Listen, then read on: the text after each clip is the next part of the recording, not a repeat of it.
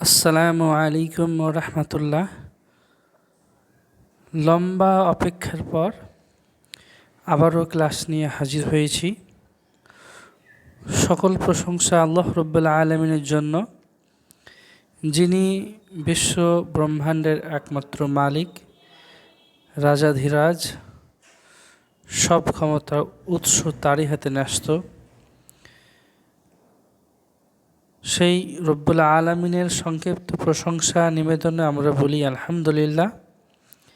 তারপরে তারই প্রেরিত শেষ রসুল হজরত মুহাম্মদ সাল্লাল্লাহু আলাইহি ওয়াসাল্লামের ওপর শত সহস্র দুরূদ, সালাম, শান্তি, রহমত, বরকত অগণিত হারে বর্ষিত হোক, আল্লাহুম্মা আমিন। 51 নম্বর ক্লাস শুরুর দিকে আমরা কয়েকটি নতুন শব্দ সম্পর্কে পরিচিত হব। তো চলুন শুরু করা যাক। লাম জের লি, লি মানে হলো জন্য। এটা হলো হারফুল জার, অর্থাৎ যে মূল শব্দের আগে লি আসে সে মূল শব্দের শেষে জের হয়। ওকে, আল্লাহর জন্য, লিল্লাহি, আল্লাহর জন্য, লিল্লাহি, এভাবে। সাবিলুন, সাবিলুন মানে হলো রাস্তা।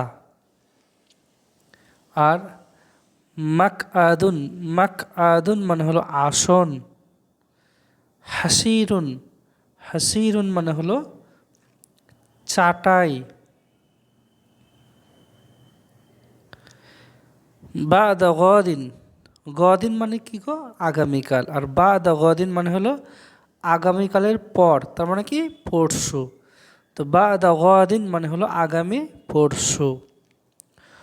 কফাসুন মানে হলো একটি খাঁচা। আর তব সুরাতুন, তব সুরাতুন মানে হলো একটি চক। ক্লাস নম্বর 51 এবং ক্লাস নম্বর 52, এই দুটো ক্লাসে আমরা নতুন নিয়ম কিছু শিখব না। আবারও বলি, আরবিতে ফেলের ব্যবহার আপনি ভালোভাবে পরিপাটিভাবে শিখে গেলেন, মানে আরবি ভাষাটা অলমোস্ট শিখে ফেললেন।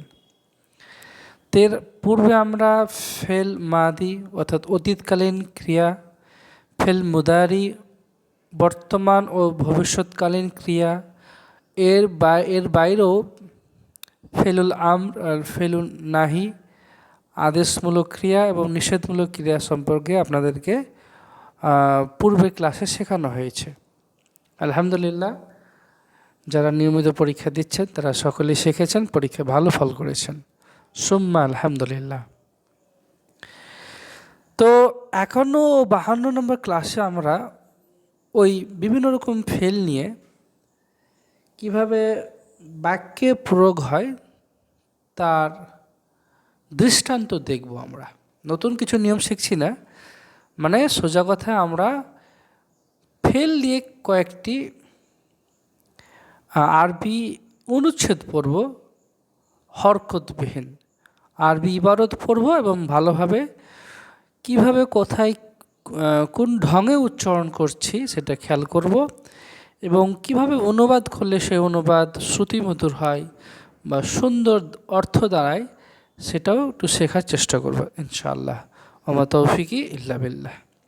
তো চলুন শুরু করা যাক।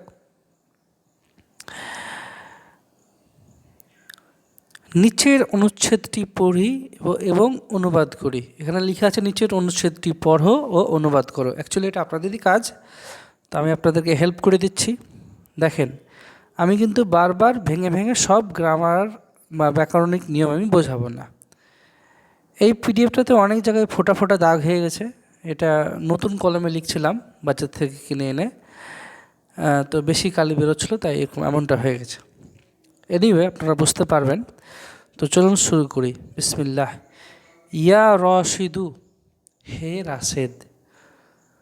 দেখেন, এইটা হলো আমর, ফেলুল আমর, মানে আদেশকালীন বা আদেশমূলক ক্রিয়া। উখরুজ, উখরুজ বের হও, মিন গুরফাতি কা, তোমার কামরা থেকে। মিন হলো হারফুল জার, মূল শব্দ ছিল গুরফাতুন, তো গুরফাতি, আর যেহেতু সেদকে আমি বলছি তো এটা কা হবে। আমি কিন্তু আবারও বলছি, বেশি আমি ব্যাখ্যায় যাব না, বেশি ব্যাখ্যা গেলে দেখা যাবে এইটুকু অনুবাদ করতে গিয়ে ঘণ্টাখানিক লেগে গেছে। তারপর আমি অল্পের মধ্যে যতটা বলা যায় বলছি। ইয়া রশিদু উখরুজ মিন গুরফাতিকা। এবার দেখেন একটা নতুন নিয়ম শিখবো আমরা। দেখেন উখরুজ, এখানে আলিফ এর উচ্চারণটা করলাম না, হামজার পেজে পেশ ছিল উখ, আলিফের উচ্চারণটা করলাম। কিন্তু এমনটা যদি মাঝে আছে, বাক্যের মাঝে, যেমন এখানে দেখেন, এটা যদি আমি পড়ি যে ওয়া যাবার ওয়া, তারপর পড়লাম যে ইজহাব, ইজহাব, এটা পড়াটা ভালো শোনায় না, এটা আমরা জড়িয়ে পড়বো। কীভাবে পড়বো? আলিফটাকে সাইলেন্ট করে দেবো, বলবো একসাথে জড়িয়ে দেবো ওয়াজহাব। এমনি ভেঙে পড়লে কী হতো? ওয়া ইজহাব। কিন্তু আমরা পড়বো কীভাবে? বাক্যের মাঝে থাকলে আমরা ওয়াইয়ের পরে আলিফ থাকলে আলিফটা পড়বো না, ওয়াজহাব। আচ্ছা, আমি অনুবাদ করিনি, আমি শুরু থেকে আরেকবার পড়ে নিই। আমি শুধু পড়ছিলাম, তাই না? তো চলুন অনুবাদ করি। ইয়া রশিদু, হে রাশিদ, উখরুজ মিন গুরফাতিকা, তুমি তোমার কামরা থেকে বের হও। ওয়াজহাব ইলাল ফাসলি, শ্রেণীকক্ষের দিকে যাও। দেখেন ওয়া ইজলিস পড়ব না, ওয়াজলিস, ওয়াজলিস আমামাল মুআল্লিমি, শিক্ষকের সামনে বসো। অকরা অক্তুব, পড়ো এবং লেখো। তো এভাবে তো ভেঙে ভেঙে উচ্চারণ করলে অর্থ করলাম, তাই না? এই অর্থটা দেখবেন সাংঘাতিক শোনাবে এভাবে যদি বলি। ইয়া রশিদু, হে রাশিদ, উখরুজ মিন গুরফাতিকা ওয়াজহাব ইলাল ফাসলি, তোমার কামরা থেকে বের হয়ে ক্লাসের দিকে যাও। দেখেন কত সুন্দর লাগছে।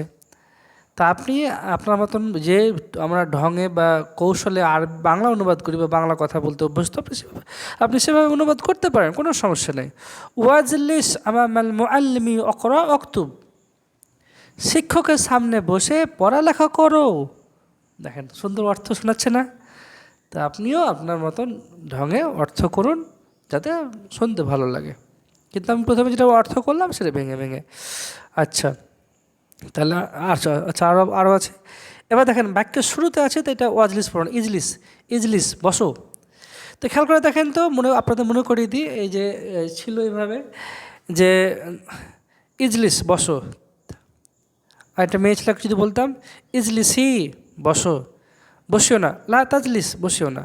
একটা মেয়ে ছেলেকে যদি বলতাম বসিও না, লা তাজলিসি। এগুলো কিন্তু ক্লাস নম্বর 50-এ শেখানো হয়েছে আপনাদেরকে, ভুলে গেলে তো চলবে না, মনে রাখতে হবে। তো শুরু করি। ইজলিস বসো, আল্লাল খসিরি, চাটাইয়ের ওপর। ওয়ালা তাজলিস আল্লাল কুরসি, চেয়ারের ওপর বসিও না। ইজলিস আলাল খসিরি ওয়ালা তাজলিস আলাল কুরসি, চাটাইয়ের ওপর বসো, চেয়ারের ওপর বসিও না। তো রাশেদের সাথে আমার কিছু কথা হলো এবং তাকে আদেশ নিষেধ অনেক কিছুই করলাম। এবার চলুন খালিদকে কিছু কথা শিখিয়ে দিই।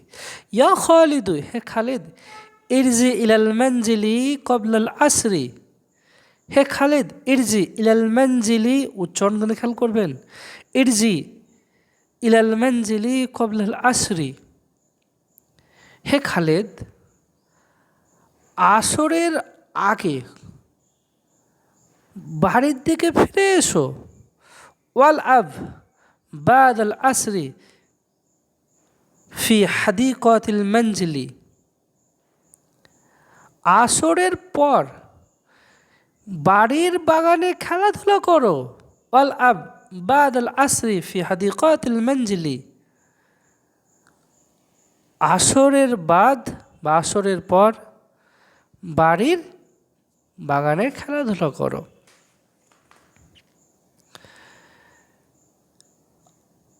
খালিদের সাথে কথা কিন্তু আমার শেষ হয়নি। ইল আব ফিল হাদিকাতি, বাগানে খেলো। ওয়ালা তাল আব ফিত তারিকি, রাস্তায় খেলিও না। তাহলে আমার খালেদের সাথে কথা হয়ে গেল।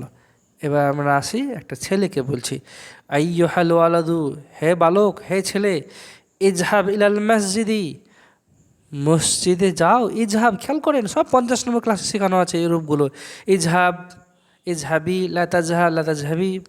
ইজহাব যাও, মেয়ে ছেলেকে বললো ইজহাবি যাও, যেও না। লা তাজহাব, কোনো মেয়ে ছেলেকে বললো লা তাজহাবি, যেও না।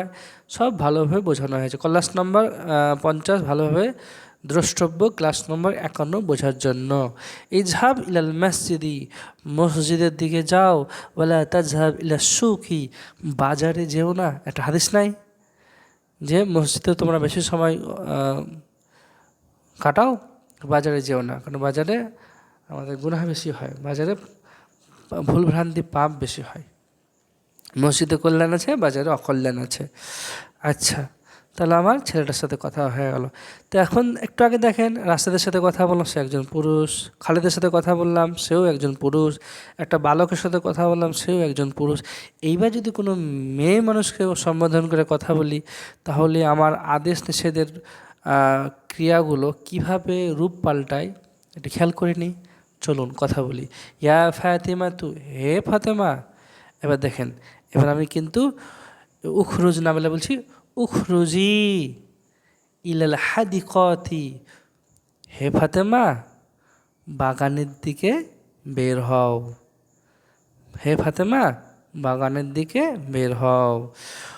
ওয়াজলিসি তাহতা হাজিহিস সাজারাতি, এবং এই গাছটার নিচে বসো। দেখেন, ওয়াজলিসি, ইজলিস হলো পুরুষ মানুষকে বলতাম। ওয়াজলিসি তাহতা হাজিহিস সাজারাতি, এই গাছটার নিচে বসো। ওয়াল আবি মা জাইনাবা, এবং জাইনাবের সাথে খেলো। দেখুন দেখুন, ফাতেমাকে আমি আদেশই করছি, কিন্তু রূপ পাল্টাচ্ছে। কিসের রূপ পাল্টাচ্ছে?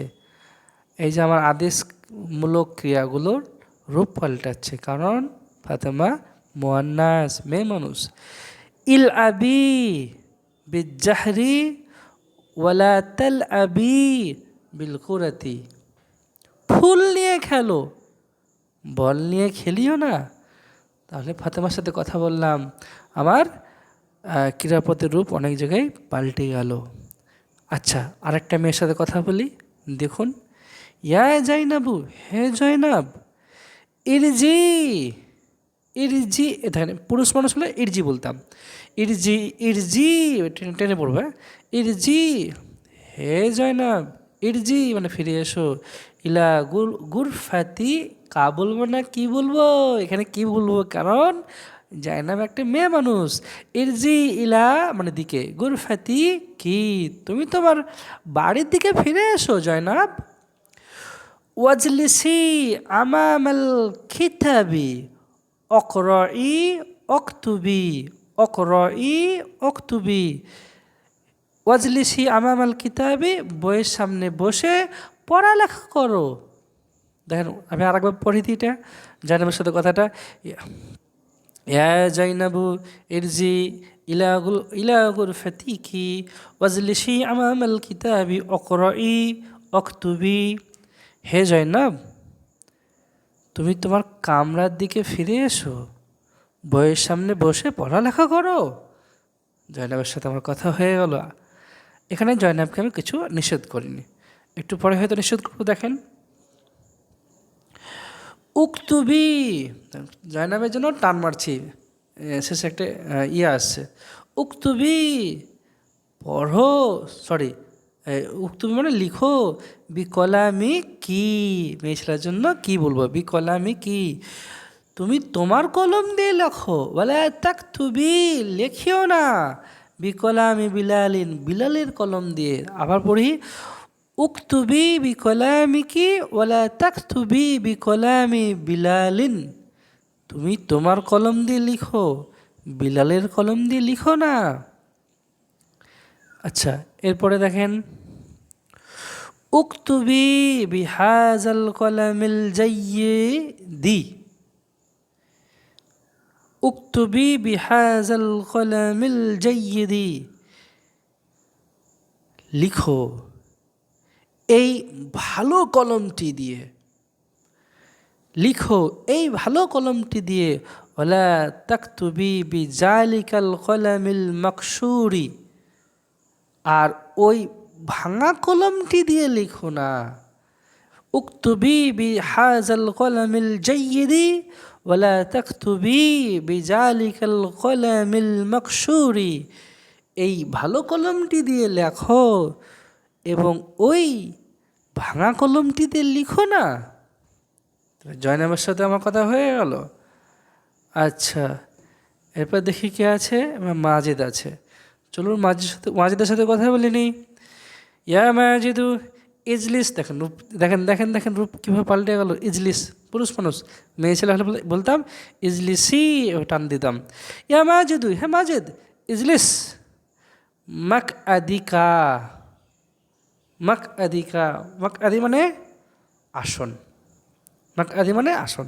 তো ইজলিস মাক আদিকা, তুমি তোমার আসনে বসো।